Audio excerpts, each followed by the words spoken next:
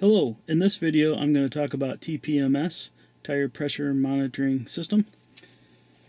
In this Nissan Frontier you can see that my light is currently blinking. It will, when I first start up the truck, it will blink for about 20 seconds, 20-30 seconds, and then it will stay bright.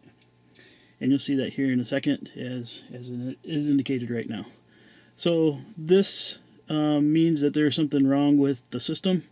It's not necessarily a low tire pressure, but in my case, and I'll show you here in a bit, it's an indication that the system cannot talk to the sensors itself. Each one of the tires has a sensor in the tire like this, and it reports information back to the main computer. The main computer in this truck is behind the glove box here, and you know, when it observes an error in the system, you can either get a light, and some other vehicles it will tell you which wheel and why. And because this is an SL, it does give you a little bit more information. It does tell you on the display to check your tire pressure as well as the light. I know exactly what's going on my system because I switched out the 4 wheels for winter tires, and right now it can't detect the sensors that are on the tires at this moment. So what I have to do is I have to go ahead and reset the system. Before I reset the TPMS system using this paperclip, I'll need to make sure that each tire has the proper air pressure in it according to the Relearn process. This is different than the actual required air for each tire. This is only for the Relearn process. So we're going to set this front driver's side tire up at 34 pounds, the front rider's side at 31 pounds, the rear rider's side at 29 pounds, and then the driver's rear side at 26 pounds. So each one of these tires has 3 pounds less than the previous one.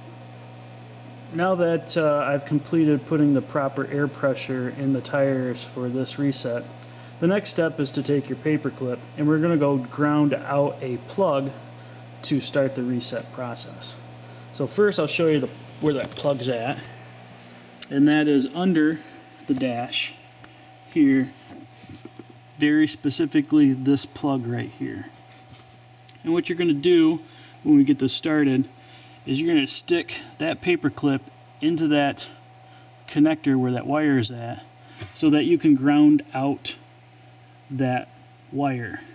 And you can put it, you can ground it out to any of the metal surface, specifically to this ODB2 connector metal plate, and that will ground that out. Now that I have the paperclip installed into the connector, the next step is to put the key in the ignition and turn it to the on position, but don't start the vehicle. Then I have 10 seconds to go ahead and ground out that connector, and if I accomplish this correctly, the light on the dash will start to flash, indicating that the system is reset and ready to relearn the sensors for all 4 tires.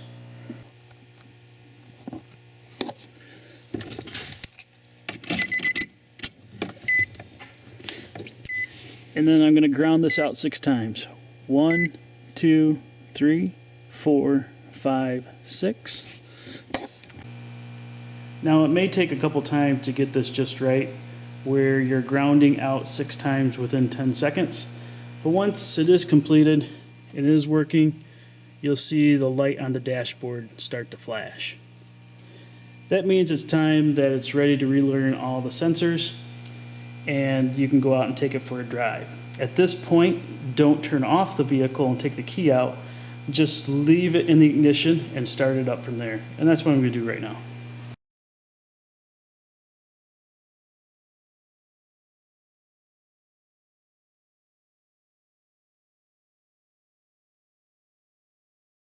Here's an example of when the tire pressure monitoring system works and detects a low tire pressure. You'll get an indicator here indicating that there's an error, and then if you do have the option of the message box that will display a message, this one says check tire pressure. Here's a couple items that may help you out when troubleshooting. After you reset the system and the light is blinking and you're out driving around, after about 10 minutes you may hear a 6-second audible alarm and then the lights stay on. That means that during the relearn process that something went wrong and you'll have to start back over. What I found the first time that did that to me was that I wasn't paying a lot of attention to the amount of air pressure in each one of the tires, and so I had to readjust the air pressure and redo the learn process again, and it worked out. Now, you also may find out that after 10 minutes that the light is still blinking, and that's okay. Keep driving it around, it will go off. Now, on your way back to where you came from, you might notice that the TPMS system indicates a low tire pressure. And that is fine as well, because the relearn process took place and turned off the light, and then the system detected that there was low pressure in 2 of the tires. And that is accurate because we put in 26 and 29 pounds in the rear tires, and so the system is working accordingly. Now when you bring it back, you need to put air back into those tires, and once you do that, then you should be all set and that light should go out after a period of time. This truck is set up as a direct system, and what that means is the sensor that's inside the wheel directly reports the tire pressure back to the computer. And the way that it does that is each one of these sensors has a unique ID. That unique ID differentiates between the 4 wheels. However, in this truck, it doesn't specifically tell the driver which wheel may have an issue. The message center in this SL will tell you to check your tire pressure. And of course, also it will give you the blinking light that you guys saw here before. The other item that I wanted to discuss is that this system only stores up to 4 of these sensors. I know there's been some questions around, does a spare tire, is that checked as well when you're driving? And the answer is no. These sensors also go to sleep when stopped. So in order for the system and the sensors to start sending their information back to the computer, what has to take place is there has to be movement. And that saves on battery life. And also while you're going down the road, it doesn't continuously send the information to the computer. It saves battery, and it does it every so often. So over a period of time, you get the longevity of the battery life for the sensor. So these sensors could last anywhere between 4 to 8 years. One last quick thing to note is since the Nissan Frontier has a direct TPMS system, I'll talk quickly about the indirect TPMS system that can be found on some of the other vehicles, like my Mazda 6 Generation 3. What that is the sensor is not inside the wheel like this is. What it is inside the hub, along with the ABS system.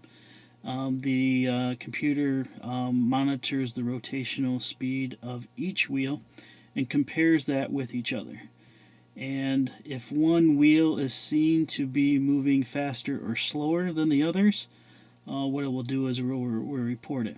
And if you think about that in the terms of if you have a lower inflated tire, the diameter of the tire is smaller and it will rotate at a different speed than, say, a properly inflated tire.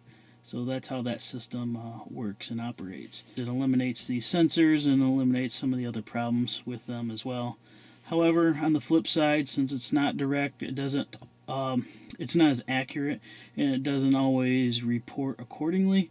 However, I've had no issues with my setup that I have in the Mazda.